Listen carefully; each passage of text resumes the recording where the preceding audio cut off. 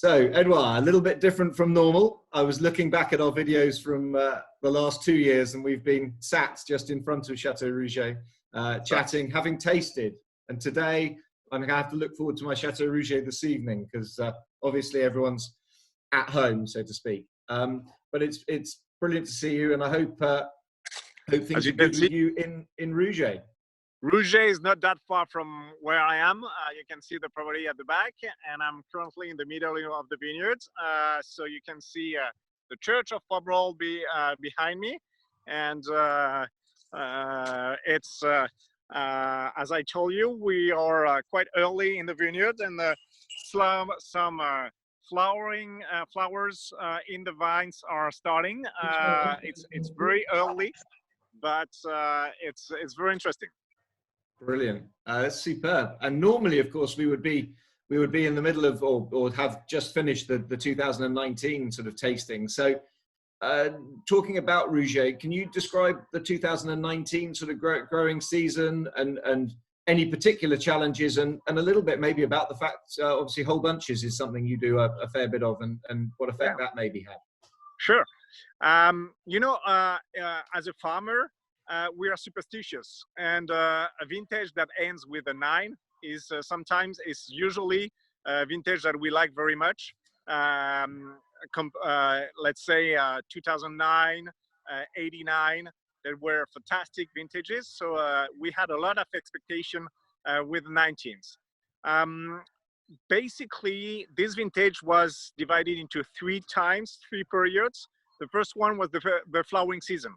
And the flowering season at Rouget was very good because we are pretty late. We are located on the late terroir of Pomerol. And so the flowering season was early June for Rouget. And thanks God to that time, we didn't have to suffer from the rain and the cold time that most of the people had to face in 2019. Then we entered into a challenging season that was the ripening, the veraison. And because of the heat in July, the veraison, the ripening season, was quite challenging. And we had, inside the same parcel, we had different timing of ripening. And that's the reason why the third period, which was the harvest, was very challenging. If you would have been at Rouget during the harvest 19, you would have thought that you are in Sauternes.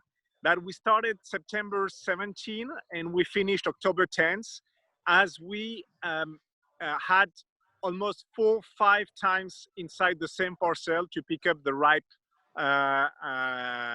berries.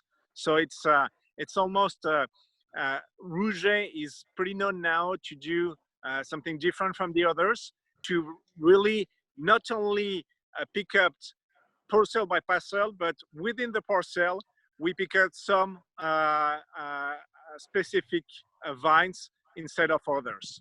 So it was quite challenging.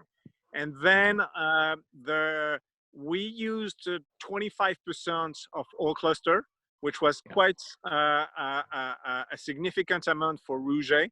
And both on Cabernet and the Merlot. I must confess I was quite challenged by the Cabernet because I was not sure to get the good maturity, but in fact it worked. And the general impression I have about this 2019 is that it doesn't have the power of the 18, but the finesse. But the finesse, the good acidity is spectacular.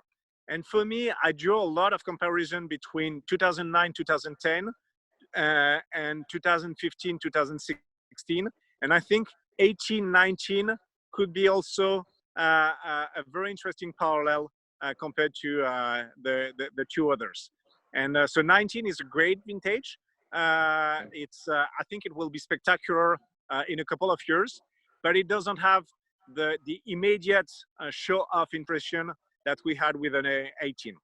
Okay, that's brilliant and a really good insight. And so you've almost answered my next two questions, which is brilliant. But Sorry about that. No.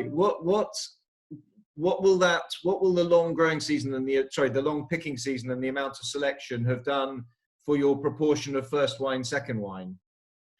Well, at this point, we, first wine, Rouget, and second wine, Carillon Rouget, is more a question of terroir and age of vineyard than a question of, how can I say, not downgrading or declassification of one parcel compared to another. And Rouget, we have clearly two different terroirs. And but we have the same proportion of premier vin and second label, so which is about 2/3 of Rouget and 1/3 of Carillon. Okay, yeah, no, that makes complete sense. And how did you feel from other tastings or from the weather that the right bank and left bank in Bordeaux compared in 19? Will, I will be very honest with you, because of the lockdown and because of all the coronavirus, and I was not able to taste. I'm almost like you. I was not able to taste all my neighbors and all the other guys, whether from the right bank and the left bank. Some of my direct neighbors, like Cleanet that you see just next door, and Le Gay on the other side, tasted them, and they are very, very good. I think I have the same impression with my neighbors that the one I have with Rouget, is that 18 is so powerful that 19 seems to, at first glance, seems to have a bit lack of power, but I think it compensates that by a real integration of the finesse of the good acidity. And it would be a very good surprise for a lot of people to see how class, how noble this 2019 will be. Okay. And often people assume that the bigger wine, so in a way, if you're saying 18 is maybe a slightly bigger wine, is for longer aging, and that a 19 would drink earlier. But I would imagine it'll age just as well, but it probably will show a bit more earlier. Exactly. For sure.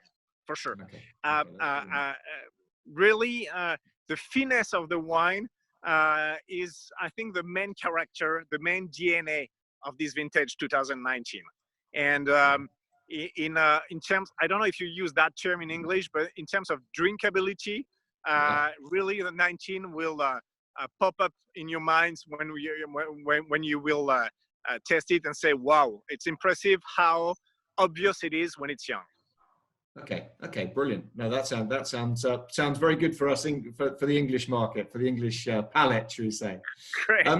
But a more general question about Bordeaux rather than Rouget. It's sort of since, and I know we've discussed this before, but since 2010, consumers have found Bordeaux pricing quite high relative to market prices for the other, available vintages.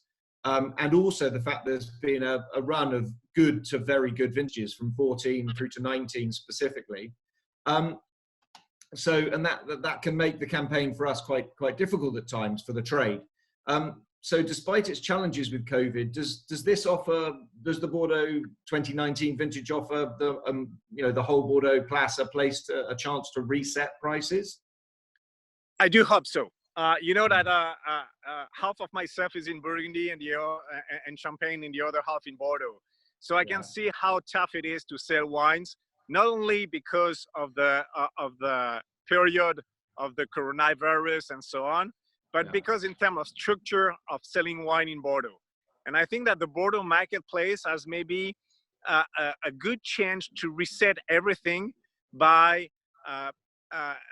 putting the price on a lower extent compared to the other vintages, not only because of the coronavirus, but also to call people back to Bordeaux and say to the customers, look guys, we are good value wines. And if you compare to other wines from other regions, whether they are in France or abroad, a lot, I think 90% or 99% of the wines of the Grand Cru or equivalent Grand Cru are very well priced. Unfortunately, some labels are more on the financial aspect than in the wine markets. And we have to collectively face this and go back to the roots of our market, of what we do. Is we do wine, we make wine, we create wine. So a good wine is made to be drinking. It's not made to be a financial asset. And I'm glad if some bottles can be a financial asset, but it doesn't have to be the goal of buying a bottle of wine. The goal is to buy because we believe in the vintage, we believe in the wine, and we believe in the good ratio quality for price. And Rouget, we have been stable. We don't want to move not that high and not that low. And I think that everybody should maybe put a break on the plus or minus in terms of percentage of increase or decrease every year. But for sure, I fully agree with you. 2019 has to be both for Bordeaux, for the market, and for from the wine lovers, has to be a restart, a reborn. Okay. Okay. Yeah. No. Well, I think yeah, we agree completely.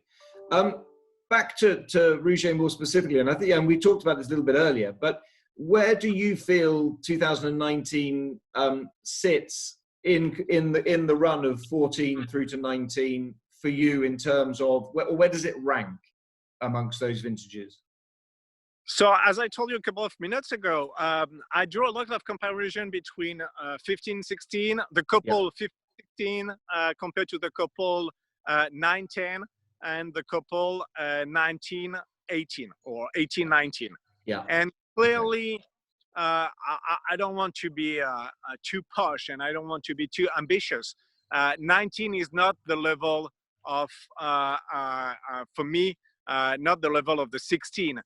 But I think in the coming years, we will rediscover this vintage, and it's above, on my personal taste, it's really above 14, 17 for sure. It can be for a Burgundian Pinot Noir wine lover, as I am also. It can be above 15 and 9. Because those two vintages are so powerful that for me they need, well, the vintage overtakes the terroir, but 19 will be close from 18, will be close from 16 in this finesse aspect. And I think in the whether tomorrow or in 10 years, the finesse aspect and the quality of the tannins will be spectacular for a lot of people. So there is no clear similar vintage, but because of this finesse, is closer from 10 and 16 than 9 and 15. Okay. No, that's brilliant. Well, Edouard, I think I'm just so sorry we can't be there tasting with you. But please send all of Cornu Barreau's best wishes to your team there, and also to your team at Labruyère and at Jacques Prieur as well. Good stuff. I'm going to have a little dinner party all of my own this evening, I think, with your wines. But Edouard, thank you as always, and that's brilliant.